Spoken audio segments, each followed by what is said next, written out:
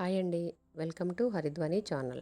ఈరోజు మనం సప్త శనివార వ్రతంలో భాగమైన ఈ సప్త శనివార వ్రతం గురించి తెలుసుకుందాం. ఆ ఏడుకొండల స్వామి అద్భుత మహత్యాలను కథగా మనం తెలుసుకోవడం మన అదృష్టంగా భావించాలి. నేనైతే ఇదొక అద్భుత వరంగా భావిస్తున్నాను. మీరు కూడా ఈ కథను పూర్తిగా చివరి వరకు విని ఆ వెంకటేశ్వర స్వామి దివ్యానుగ్రహాన్ని పొందుతారని కోరుకుంటున్నాను. ఈ కథ విన్నవారికి, చదివిన వారికి, చెప్పిన వారికి జన్మజన్మల పాపాలు తొలగి కోటి జన్మల పుణ్యం కలుగుతుంది అని అంటారు. ఈ సప్త శనివార వ్రత కథను భక్తి శ్రద్ధలతో చివరి వరకు వినండి. ఓం నమో వెంకటేశాయ. కథను ప్రారంభిద్దాం. శౌనక మునులతో మహాసూతుడిలా చెప్పసాగినాడు. అది సత్యలోకం. బ్రహ్మదేవుడు సరస్వతికి సృష్టి విశేషాలను వివరిస్తున్నాడు. అక్కడికి ఆయన మానసపుత్రుడు నారదుడు వచ్చి నమస్కరించాడు. బ్రహ్మ దీవించినాడు.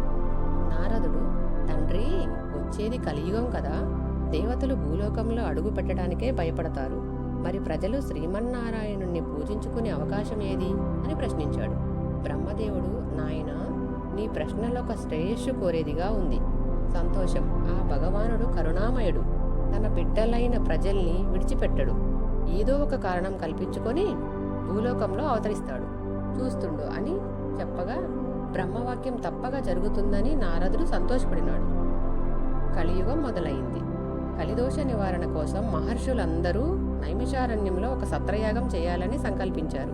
అయితే ఆ యజ్ఞ ఫలాన్ని ఎవ్వరికి ధారపోస్తే ప్రయోజనం కలుగుతుందని చర్చించారు. వారిలో భృగు మహర్షి లేచి, యజ్ఞఫలానికి త్రిమూర్తులైన బ్రహ్మ, విష్ణు, శంకరులలో ఎవరు తగినవారో నేను పరీక్షించి తెలుసుకొని వస్తానన్నాడు. ఆయన మహా తపశ్శాలి. తన తప ప్రభావంతో కుడికాలిలో ఒక కన్నును కూడా పొందగలిగినాడు. మునులంతా భృగు మహర్షిని పంపడానికి ఆమోదించారు.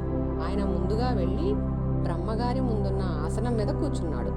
తనకు నమస్కరించలేదని బ్రహ్మకు భృగు మహర్షి మీద కోపం వచ్చి మర్యాదలు చేయలేదు. దానితో భృగు మహర్షికి కోపం వచ్చి, మహా తపశ్శాలినైన బ్రహ్మర్షినైనా నీ అంత వాడనైన నన్ను అతిథిగా మన్నించలేకపోయావు. సృష్టికర్తనని అహంకరిస్తున్న నీకు భూలోకంలో ఎక్కడా పూజా పునస్కారాలు లేకుండా పోవునుగాక అని శపించాడు. తరువాత కైలాసానికి వెళ్ళాడు. ఇక్కడ నుంచి పరమేశ్వరుడు పార్వతితో ఆనందనాట్యం చేస్తూ భృగు రాకను గమనించలేదు. దానితో భృగు మహర్షికి కోపావిష్ణుడై, మహేశ్వర, నీవు నాట్య విలాసాలలో మునిగి మహత్తపశ్శాలిని, అతిథిని అయిన నన్ను నిర్లక్ష్యం చేశావు కనుక భూలోకంలో నీకు లింగ రూపంలోనే కానీ నిజ రూపంలో ఆరాధన జరగకుండునుగాక అని శపించాడు. తరువాత భృగు మహర్షి అక్కడి నుంచి విష్ణులోకానికి పయనించాడు. మాధవుడు పానుపు మీద పరుండి తనకు పాదసేవ చేస్తున్న లక్ష్మీదేవితో సరస సల్లాపాలు ఆడుతున్నాడు. మునిరాకను గమనించలేదు. భృగువు వెళ్ళి, అతిథిగా వచ్చిన నన్ను అవమానిస్తావా అంటూ విష్ణుమూర్తి గుండెల మీద తన్నుతాడు. ఒక్కసారిగా లోకాలన్నీ కంపించాయి. సముద్రాలు కలిగిపోయాయి. భూమి దద్దరిల్లింది. అయినా శ్రీ మహావిష్ణువు రవ్వంత కూడా ఆగ్రహించక పరమశాంత స్వభావంతో లేచి మునికి నమస్కరించి, మునీంద్ర, మీ రాకచేత వైకుంఠమే పావనమైనది. మీ రాకను గమనించలేని నా అవినయాన్ని మన్నించండి అంటూ భృగు మహర్షికి పాదాలొత్తుతూ కాలిలో ఉన్న జ్ఞాననేత్రాన్ని చిదిమివేస్తాడు. భృగు మహర్షికి గర్వభంగమైనది. మహావిష్ణువుకు నమస్కరిస్తూ, ఓ దేవదేవా, మీ వంటి సత్యగుణ సంపన్నులు 14 లోకాలలోనూ లేరు. నా అహంకారాన్ని మన్నించండి. మీరే లోక సంరక్షణకు తగినవారు. కాబట్టి భూలోకంలో కలి ప్రభావాన్ని నశింపజేసి ధర్మ సంరక్షణ చేసి ప్రజల కష్టాలను తీర్చడానికి తప్పకుండా అవతరించాలి అని ప్రార్థించి తిరిగి భూలోకానికి వచ్చి మునులతో త్రిమూర్తులలోనూ పరమ సాత్వికుడు శ్రీమన్నారాయణుడే, అతడే యజ్ఞఫలానికి అర్హుడు అని నిష్కర్షగా చెప్పినాడు. మునులందరూ సత్రయాగం చేసి ఆ ఫలాన్ని యజ్ఞపురుషుడైన గోవిందుడికే ధారపోసినారు. అక్కడ వైకుంఠంలో లక్ష్మీదేవికి కోపం వచ్చింది. శ్రీహరి వక్షస్థలమే తన నివాసం. ఆ వక్షస్థలాన్ని ఒక ముని కాలితో తన్నినాడు. అందుకు శ్రీహరి కోపించక ఆయనకు చాలా మర్యాదలు చేసినాడు. భర్తయే తనను గౌరవించలేదు. అందుకే లక్ష్మికి కోపం వచ్చి భూలోకానికి పయనమైనది. లక్ష్మి లేని ఇల్లు కళావిహీనమైనది. ఆమెను వెతికి తెచ్చుకోవడానికి భూలోకానికి పయనమైనాడు కేశవుడు. ఇంతో భూదేవి వచ్చి, దేవా, కలియుగంలో అధర్మం పెరిగిపోయింది. పాపభారం మోయలేకపోతున్నాను. నువ్వు భూలోకంలో అవతరించి నన్ను కాపాడు అని కోరింది. వెంటనే శ్రీ మహావిష్ణువు శ్రీనివాసుడనే పేరుతో భూలోకానికి అవతరించి లక్ష్మీ కోసం వెతకడం ప్రారంభించాడు. శేషాద్రి కొండలలో ఒక పుట్టను నివాసంగా చేసుకున్నాడు. శేషాద్రి పర్వత ప్రాంతాలను పరిపాలిస్తున్న చోళ మహారాజు ఆకాశరాజు. అతడు సంతానం లేని పుత్రకామేష్టి చెయ్యబోతూ భూమిని దున్నుతుండగా నాగలికి ఒక బంగారు పెట్టె తగిలింది.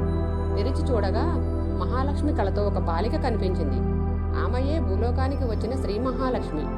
ఆకాశరాజు సంతోషపడి ఆ పిల్లకు పద్మావతి అని పేరు పెట్టుకొని అల్లారు ముద్దుగా పెంచాడు. యుక్త వయసు వచ్చిన పద్మావతి ఒకసారి లక్ష్మిని వెతుకుతున్న శ్రీనివాసుని చూసి ఇష్టపడింది. తల్లిదండ్రులకు చెప్పింది. ఆకాశరాజు వచ్చి చూసి శ్రీనివాసుని తేజో విశేషాలకు ఆశ్చర్యపడి అతడే శ్రీ మహావిష్ణువని భావించి పద్మావతినిచ్చి వివాహం చేశాడు. ఆకాశరాజు తర్వాత తొండమానుడు రాజైనాడు. శ్రీనివాసుడు శ్రీ వెంకటేశ్వరుడనే నామంతో శేషాద్రి శిఖరాల మీద కలియుగాంతం వరకు నివసించాలని నిశ్చయించుకుని సాలగ్రామ శిలారూపుడైన పద్మావతి భూదేవులతో నివసించసాగినాడు. తొండమానుడు శ్రీ వెంకటేశ్వరునికి ఆలయం నిర్మించాడు. అప్పటి నుండి తనను సేవించే భక్తులకు కల్పవృక్షం లాంటి వాడై శ్రీనివాసుడు భక్తులను సంరక్షిస్తూ ఉన్నాడు. బ్రహ్మదేవుని వాక్యం ఇలా ఫలించింది. ఒకసారి నవగ్రహాలలో 7వ వాడైన శనిదేవునికి తననెవ్వరూ భక్తితో సేవించడం లేదని, భయంతో మాత్రమే పూజిస్తున్నారని విచారం కలిగింది. కలియుగ దైవమైన శ్రీ వెంకటేశ్వర స్వామిని గురించి తపస్సు చేశాడు. ఆ దేవుడు ప్రత్యక్షం కాగా శనిదేవుడు, స్వామి, నా పేరు వింటే ప్రజలు భయపడుతున్నారు. అందరినీ పూజించినట్లు నన్ను పూజించడం లేదు. ఇంక నుంచి నాకు ప్రీతి అయిన శనివారం నాడు నన్ను ధ్యానించి ఆరాధించి ఆ పైన నిన్ను పూజించిన వారికి సర్వదేవతలను పూజించిన ఫలం ఆ ఒక్క రోజులోనే రావాలి అని కోరినాడు. అందుకు స్వామి చిరునవ్వు నవ్వి, శనైశ్చరా, నీ కోరిక సమంజసంగానే ఉంది. అసలు నీకు నాకు భేదం ఏముంది? 6 వారాలు దాటాక 7వ వారం అంటే ఇష్టపడతావు. నేను 6 కొండలు దాటాక 7వ కొండ మీద ఉంటాను. నువ్వు నీలవర్ణుడివి, నేను నీలవర్ణుడనే. నువ్వు శనిదేవుడవు, నేను శనిదేవుడనే. శం అంటే సుఖము, నియతే అంటే ఇతని వలన భక్తులకు అందించబడుతుంది. నువ్వు తలుచుకుంటే నీ భక్తులను మహారాజ్యాధిపతులను చేస్తావు. నేను అంతే కదా. నువ్వు సప్తమ గ్రహానివి, నేను సప్తగిరీషుడను. సామాన్య మానవులకు ఈ విశేష విషయాలు తెలియక నువ్వంటే భయపడుతున్నారు. నిన్ను నన్ను వేరుగా చూస్తున్నారు. నువ్వు కోరిన వరాన్ని అనుగ్రహిస్తున్నాను. భక్తులు ఒక శనివారం నాడు ప్రారంభించి 7 శనివారాల పాటు నిన్ను ముందుగా పూజించి ఆ తరువాత నన్ను పూజిస్తూ ఒక మహావ్రతంగా ఆచరిస్తారో వారికి నువ్విచ్చే ఫలంతో పాటు నా సంపూర్ణ అనుగ్రహం కూడా లభిస్తుంది. సమస్త శనిదోషాల నుంచి వారు విముక్తులై సౌఖ్యాన్ని పొందుతారు. ఆయుర ఆరోగ్య ఐశ్వర్యాది సకల శ్రేయస్సులను పొందుతారు. ఇందులో సంశయం ఏమీ లేదు అని వరమిచ్చాడు. సౌనకాది మునులంతా సూతుడు చెప్పింది విని చాలా ఆనందించి ఈ సప్త శనివార వ్రతం ఆచరించి శ్రీనివాసుని అనుగ్రహం పొందిన వారెవ్వరైనా ఉంటే వారి కథ వినిపించు అని అతడిని అడిగారు. సూతుడు చెప్పడం ఆరంభించాడు. కుమ్మరివాని కథ. కుమ్మరివాని భక్తి. శ్రీ వెంకటేశ్వర స్వామి అనుగ్రహము. తిరుపతి మహాక్షేత్రమునకు సమీపమునొక పల్లెలో భీముడు అనే కుమ్మరివాడొకడు కలడు. అతడు పేదవాడు. కుండలను తయారు చేసి వాటిని అమ్ముకొని జీవించడివాడు. వానికి శ్రీ వెంకటేశ్వర స్వామిపై భక్తి ఎక్కువ. చిరకాలము దేవుణ్ణి జీవించవలయను అన్న ఆశ ఉన్నను కుటుంబ పరిస్థితిని బట్టి వానికి అలాంటి అవకాశం ఉండేది కాదు. అందువలన తాను సారపై కుండలను తయారు చేయు ప్రదేశమున శ్రీ వెంకటేశ్వర స్వామి ప్రతిమనుంచుకునేవాడు. సారపై కుండలను తయారు చేసినప్పుడు తన చేతికి అంటిన మట్టిని పుష్పముగా చేసి భక్తితో స్వామివారి ప్రతిమ వద్ద ఉండేటట్టు చూసుకునేవాడు. అచట అతను చేసినంత కాలము వాని చేతికి అంటిన మట్టిని పుష్పముగా చేసి స్వామివారి ప్రతిమ వద్ద నుంచుట అతనికి నిత్య కృత్యమైనది. ఆ ప్రాంతమును పరిపాలించుచున్న రాజు తొండమానుడు కూడా శ్రీ వెంకటేశ్వర స్వామి యందు భక్తి కలవాడు. అతడు ప్రతిదినమున వెంకటాచలమునకు పోయి స్వామివారిని బంగారు పూలతో అర్చించెడివాడు. అతడు పూజించి ఉంచిన బంగారు పూల స్థానమున మట్టి పూలు స్వామివారి వద్ద నుండేవి. తొండమానుడి ఈ విషయాన్ని గమనించినాడు. తానుంచిన బంగారు పూల స్థానమున మట్టి పూలు ఉండుట అతనికి అర్థం కాలేదు. అర్చకులు తానుంచిన బంగారు పూలను అపహరించి మట్టి పూలను ఉంచుతున్నారని అనుమానం కలిగింది. తన భటులను కాపలాగా ఉంచాడు. రాజు ఎన్ని విధములుగా ప్రయత్నించినా బంగారు పూల స్థానమున మట్టి పూలే స్వామివారి వద్ద ఉండేవి. మహారాజునకు మానసిక వ్యధ పెరిగింది. చింతాపీడితుడైన వానికి శ్రీ వెంకటేశ్వర స్వామి కలలో కనిపించి, రాజా, సమీప గ్రామాన భీముడని కొమ్మరి ఒకడు కలడు. అతడు కుండలను చేయుచు చేతికి అంటిన మట్టిని పుష్పములుగా చేసి నా ప్రతిమ వద్ద ఉంచుచున్నాడు. అతడు కొమ్మరి అయినను కుండలు చేయుచున్నను నన్ను నిత్యము ధ్యానించు మూఢభక్తుడు. నా స్మరణను ధ్యానమును విడవని అతడు మహాభక్తుడు. నీ భక్తి ప్రభావమున అతడుంచిన మట్టి పువ్వులు ఇచట నా సన్నిధానము చేరుచున్నవి. నీ ఉంచిన బంగారు పూలు అతడుంచిన పూలయందు నిలువలేక అదృశ్యమవుచున్నవి. భక్తిలో అతడు నీకంటే ఉత్తముడు, విచారింపకము అని ఆ రాజును ఓరడించెను. తనను మించిన భక్తుడొకడున్నాడని స్వామివారు చెప్పిన మాటలు మనసులో నిలిచినవి. తన కలను స్వామివారు మాటలు వినని పరిశీలించుటకై వెంకటాచలమునకు సమీపమునున్న పల్లెలో భటులతో తిరగసాగినాడు. ఒక పల్లెలో సారెపై కొండ నుంచి తిప్పుచూ చేతికి అంటిన మట్టిని పుష్పముగా చేసి సమీపముననున్న శ్రీ వెంకటేశ్వర స్వామి వారి ప్రతిమ వద్ద పడునట్లు నేర్పుగా విసురుచూ కుండలను చేయు భీముణ్ణి చూశాడు. రాజు వానిని చూసి ఆశ్చర్యపడెను. రాజు భీముని సమీపించి, ఓయి, నీవు స్వామిని మట్టి పూలతో పూజించుట ఎలా? నీకు పూజకు పుష్పములు దొరకట్లేదా?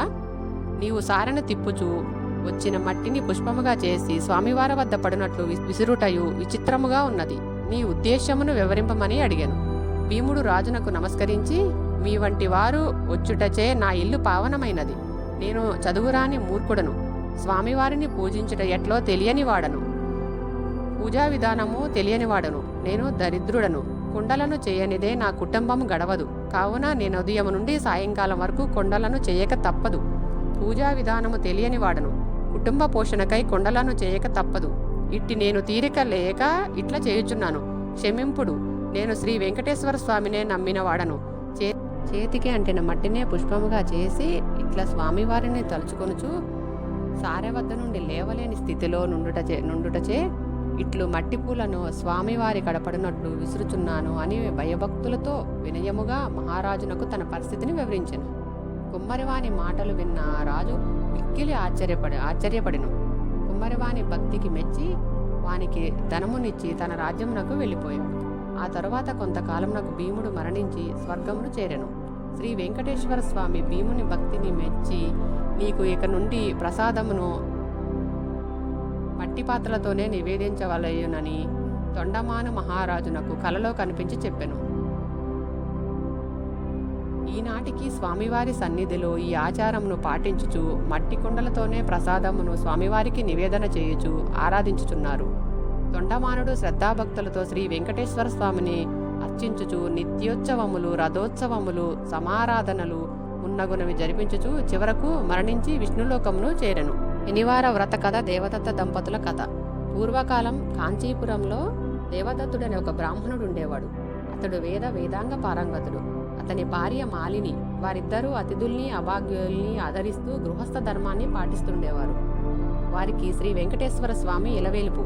ఒకనాడు వారింటికి కాశీ యాత్ర చేసి వచ్చిన ఒక బ్రాహ్మణోత్తముడు వచ్చాడు. ఆ దేవదత్త దంపతులు ఆయనను సాక్షాత్తు శ్రీ వెంకటేశ్వర స్వామిగా భావించి అతిథి మర్యాదలు చేశారు.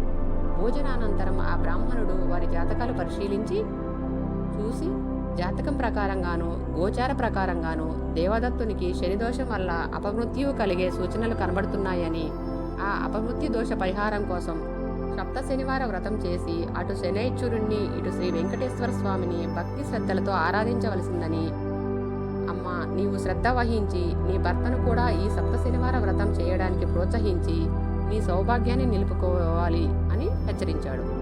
సప్త శనివార వ్రత విధానాన్ని కూడా వివరంగా బోధించి సెలవు తీసుకుని తన దారిని తాను వెళ్ళాడు. దేవదత్తునికి తారాబలం, చంద్రబలం సరిపోయిన ఒక శుభదినాన ఆ దంపతులిద్దరూ బ్రహ్మముహూర్తాన తెల్లవారుజామున 4 గంటలకు లేచి స్నాన ధ్యానాదులు నిర్వర్తించి ఇంటిలో ఈశాన్య భాగాన పూజాపీఠం పెట్టి మండపం వేసి శ్రీ వెంకటేశ్వర స్వామి చిత్రపటం పెట్టి పూజా సామాగ్రులు, నైవేద్య పదార్థాలు, ఉదరికాయలు, అరటిపళ్ళు, నల్ల ద్రాక్ష పళ్ళు, 7 చిమ్మిలి ఉండలు సిద్ధం చేసుకొని ఉదయం పూజ చేసి ఆనాడు సాయంకాలం దాకా ఉపవాసం చేసి సాయంకాలం పళ్ళు కాయలతో పాటు 7 లడ్డూలు కూడా నైవేద్యంలోకి సిద్ధం చేసుకొని సాయంకాలం పూజ చేసుకొని ఒక బ్రాహ్మణుని పిలిచి ఆయనకు భోజనం పెట్టి ఆ పైన వారు భుజించి మొదటి రోజు వ్రతం యథావిధిగా నిర్వర్తించారు. ఆ విధంగా వరుసగా వారు 7 శనివారాల పాటు వ్రతాన్ని భక్తి శ్రద్ధలతో కొనసాగించారు.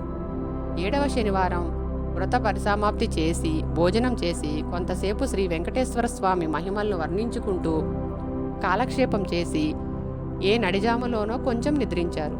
ఆ దంపతుల భక్తి శ్రద్ధలకు పూజా విశేషాలకు ప్రసన్నుడైన శ్రీ వెంకటేశ్వర స్వామి మాలినీదేవికి స్వప్నంలో సాక్షాత్కరించి, ఓ పరమసాధ్వి, మీ దంపతులిద్దరూ శ్రద్ధాభక్తులతో చేసిన సప్త శనివార వ్రతానికి చాలా సంతృష్టి కలిగింది. నాకు ఆ వ్రత ప్రభావం వల్ల నీ భర్తకు శనైశ్చర దోషం, అపమృత్యు భయం కూడా తొలగిపోయింది.